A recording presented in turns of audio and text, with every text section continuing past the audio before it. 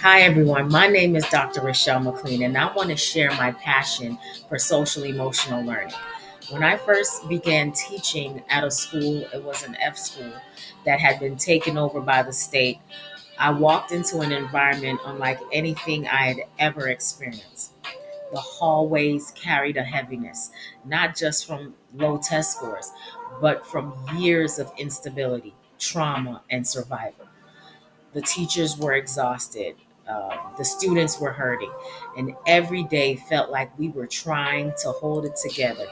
A building that was falling apart. Many of my students had lived through things no child should ever see.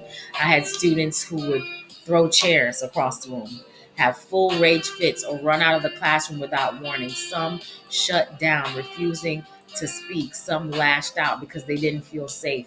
And it wasn't because they didn't care, it was because they didn't know what to do with the pain they carried. I'll never forget one of my students. She had recently lost her sister, murdered by an abusive boyfriend. She would sit in class staring into space, eyes fixed on something distant in her mind. And while part of me wanted to say, finish your work, another part of me understood that her sister just died. Her sister was just murdered. Her world had been shattered. And the truth was, no academic standard could compete with that kind of grief. As staff, we began receiving training in SEL, social and emotional learning, and in trauma informed instruction. And that training changed everything. It helped us see beyond behaviors and look deeper into the stories behind the behaviors. We learned that students weren't giving us a hard time, they were having a hard time. SEL helped me understand that teaching isn't just about delivering curriculum. It's about understanding the whole child, their emotions, their triggers, their strengths, and their needs. Once I embraced SEL, I stopped asking what's wrong with this student and started asking what happened to them and how can I support them. I created calming corners in my classroom, small safe spaces with soft seating and fidget tools, places where students could go to breathe, to reset, to feel grounded. Those corners weren't a break from learning, they were learning. They taught students how to regulate their emotions, how to notice their feelings, and how to return when they were ready. SEL is not just a set of lessons, it's a way of showing up for students.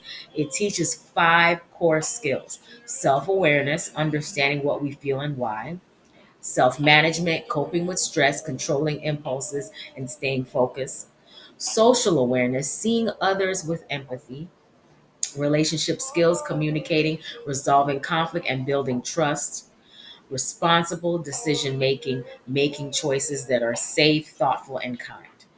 As we implemented SEL, I saw the smallest shifts become powerful breakthroughs. Students who once erupted in anger began asking for a break before they lost control. Students who used to run out of the room started using the calming corner to settle themselves. Students who shut down completely slowly began opening up. SEL didn't erase the trauma by students' face, but it gave them language for their pain. It gave them tools for healing. It gave them hope. And that's why SEL matters, because behind every outburst, behind every blank stare, behind every challenge, there is a child with a story, a child who wants to feel safe, a child who wants to be seen, a child who deserves support, not punishment.